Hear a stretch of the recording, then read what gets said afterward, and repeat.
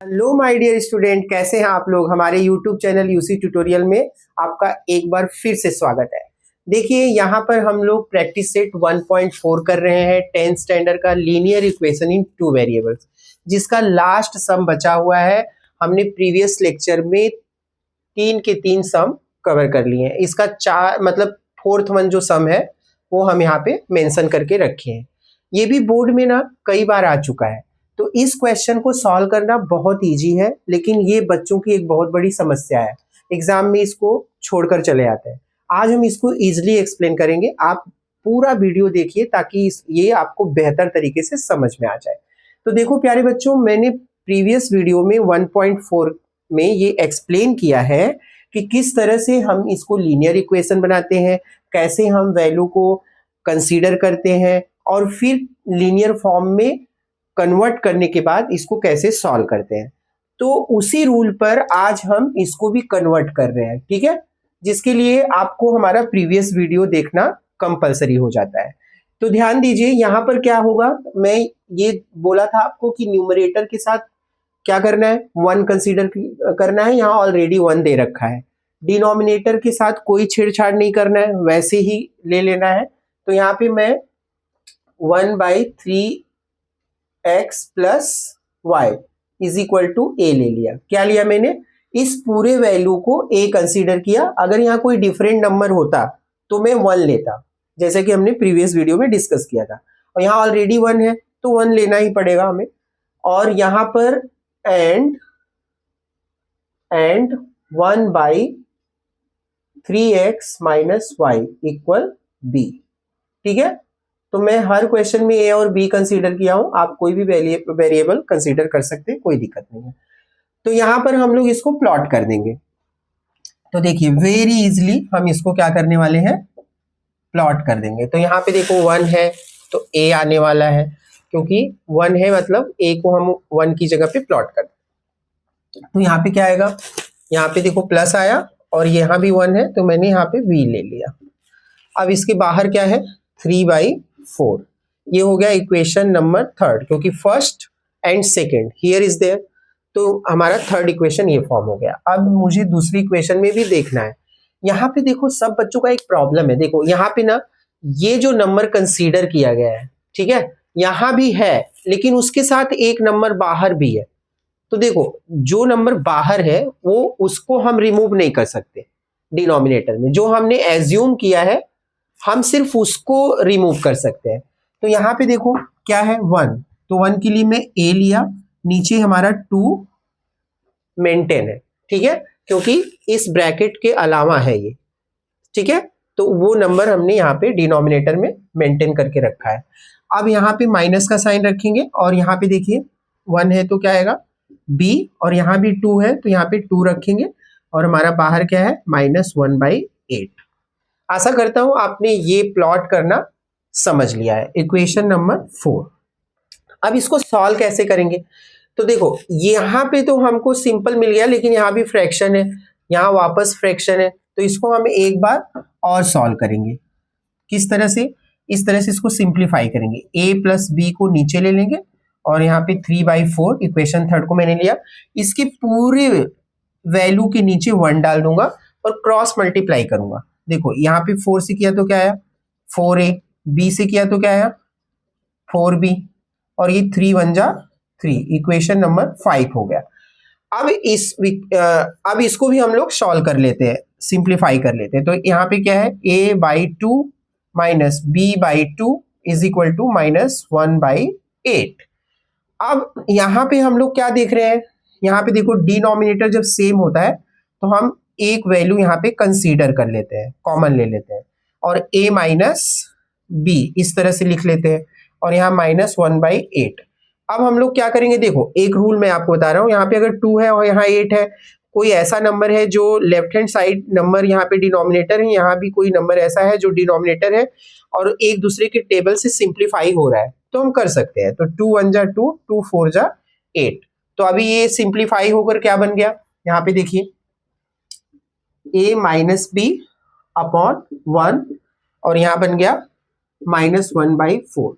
अब इसको cross multiply कर लेंगे तो 4a minus 4b is equal to 1 1 जा -1। ये हो गया हमारा इक्वेशन 6। अब हम लोगों को फ्रॉम 5 एंड 6 दोनों को एक साथ लिख के सॉल्व करना है, ठीक है। फ्रॉम 5 एंड 6, तो पहले 5 को लिख लेते हैं। तो यहाँ पे क्या है, 4a plus 4b is equal to 3, और यहाँ पे क्या है देखिए, 4a माइनस 4b इक्वल -1। तो ये हो गया मेरा इक्वेशन 5 और ये हो गया 6। अब ये इन दोनों को सॉल्व करें, तो यहाँ पे हम लोगों ने क्या सीखा कि कोई एक वेरिएबल क्या होनी चाहिए, इक्वल होनी चाहिए। तो यहाँ पे हम एडिंग करेंगे, क्योंकि यहाँ पे देखिए प्लस माइनस है और ये भी इक्वल है, ये भी इक्वल है, तो इससे जाएंगे तो सब्ट्रैक्ट करना पड़ेगा, इससे जाएंगे तो एडिशन, तो इजिली जाएंगे। तो यहाँ पे हम लोग लिख देंगे बाय एडिंग। तो यहाँ पे आप कंप्लीटली लिख लीजिएगा बाय एडिंग। तो ये तो कैंसिल हो जाएगा, प्लस माइनस, ये प्लस होगा तो क्या आएगा 8a, और ये प्लस माइनस माइनस, तो यहाँ पे 3 से 1 गया तो क्या आया 2।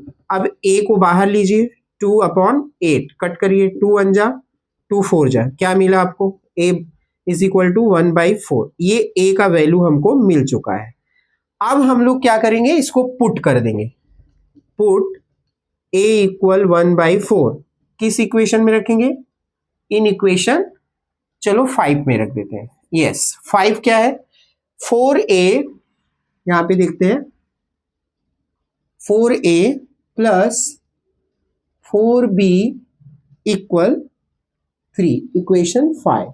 अब इसमें मुझे किसका वैल्यू रखना है, a का, तो ये a का वैल्यू यहाँ पे हम मल्टीप्लाई 1/4, a का वैल्यू जो हमें मिला है रख देते हैं, प्लस 4b इक्वल 3।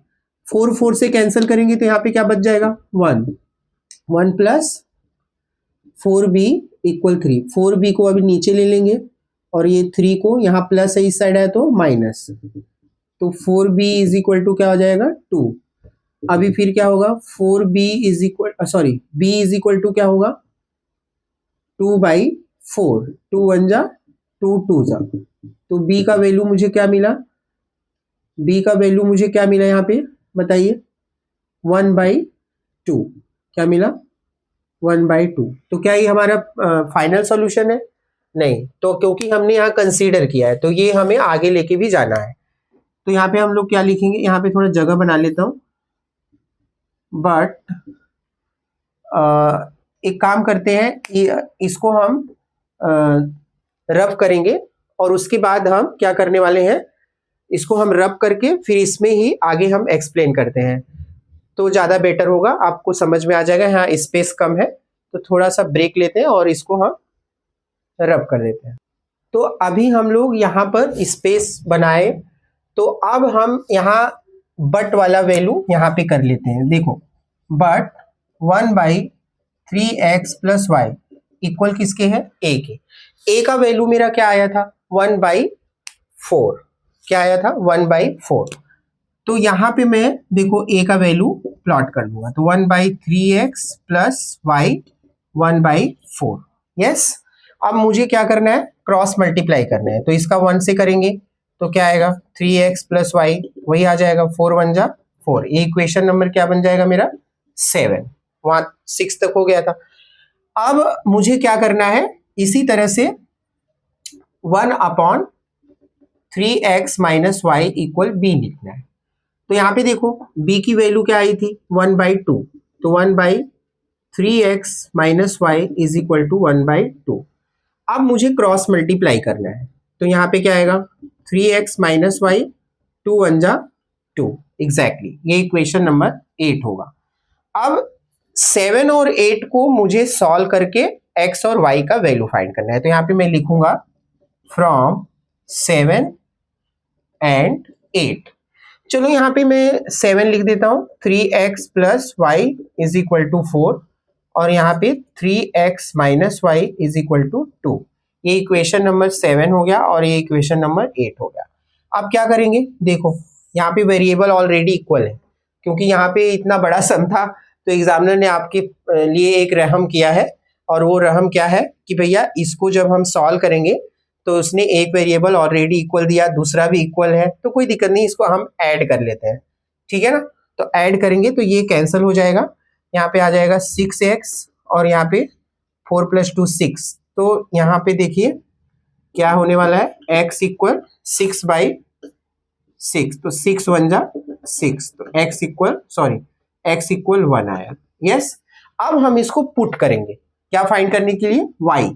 तो put x equal 1 in equation, किस इक्वेशन में करें, चलो 7 में कर लेते हैं, इक्वेशन 7। यस, 7 क्या है, 3x plus y is equal to 4। मेरे पास x की वैल्यू क्या है 1, तो यहाँ 1 लिखेंगे और ये प्लस y इक्वल 4। तो क्या होगा 3 1 जा 3 प्लस y इक्वल 4। y को मुझे नीचे लेना है, यस और नो। तो 4 ये प्लस है, इधर आया तो क्या हो गया माइनस, तो क्या हो गया y इक्वल 1। अब मैं यहाँ पे आंसर शो कर दूंगा क्योंकि मुझे दोनों वेरिएबल का वैल्यू मिल चुका है। तो x क्या है, x का वैल्यू मुझे 1 मिला है, तो यहाँ पे 1 लिख दूंगा। y कितना मिला मुझे 1, तो दोनों आंसर मुझे 1 मिला है इस क्वेश्चन में। तो कितना आसान था ये, कुछ इसमें करना था नहीं, सिर्फ प्रोसेस फॉलो करते जाना था। तो मैथ्स में अच्छे मार्क्स लाने के लिए प्रैक्टिस बहुत इंपॉर्टेंट है। मैं पहले भी बोल चुका हूँ, मैथ्स का डेली प्रैक्टिस करना बहुत इंपॉर्टेंट है। तो अब हम लोग अगला एक्सरसाइज जो है सॉल्व करेंगे नेक्स्ट वीडियो में। Thank you very much.